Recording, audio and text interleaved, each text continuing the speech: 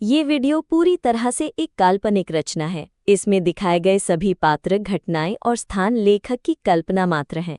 किसी भी जीवित या मृत व्यक्ति, असली घटना या स्थान से कोई समानता होना मात्र एक संयोग है।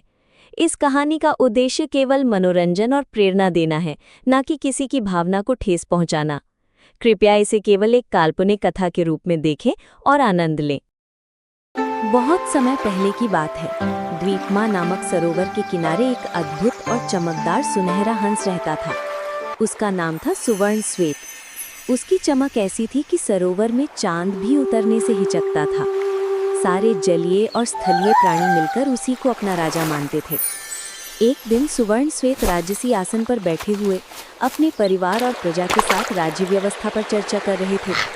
तभी अचानक वहाँ एक बगुला आता है। वो साधारण बगुला नहीं था, बल्कि दूर दूर तक घूमने वाला, तेज दिमाग और बड़ी बड़ी बातें करने वाला बगुला, जिसका नाम था मोहंत। मोहंत ने सुवर्ण श्वेत को प्रणाम किया और बोला, महाराज, मैं आपके लिए एक समाचार लाया हूँ। सुवर्ण श्वेत मुस्कुराए और बोले, कहो मोहंत, क्या खबर है? मोहंत बोला, मैं कलध्वंज पर्वत के पास गया था। वहाँ चित्रांग नाम का मोर अपने राज्य का राजा है। उसके सेवकों ने मुझसे पूछा कि मैं कौन हूँ, कहाँ से आया हूँ।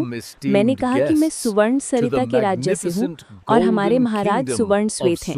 तब उन्होंने चुनौती दी कि देखना है किसका राज्य श्रेष्ठ है, चित्रांग का आकाशीय साम्राज्य या आपका स्थलीय राज्य। मोहंत, इतना सुनते ही सभा में सन्नाटा छा गया।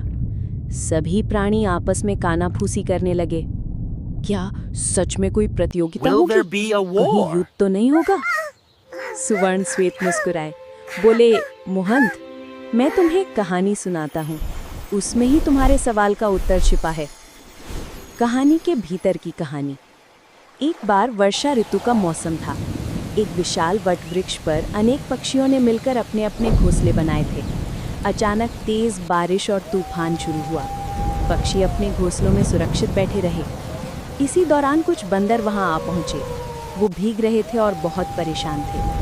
पक्षियों ने ऊपर से देखा और एक चिड़िया ने कहा मजाक में, अरे बंदरों, तुम्हारे पास हाथ भी है और पैर भी। अगर हम छोटे छोटे चोंच वाले पक्षी इतने मजबूत घोंसले बना सकते हैं, तो तुम क्यों नहीं अपने लिए कोई सुरक्षित घर बनाते? बंदरों को ये बात बहुत बुरी लगी। उन्होंने गुस्से में कहा, बरसात रुकने दो, फिर बताते हैं तुम्हें।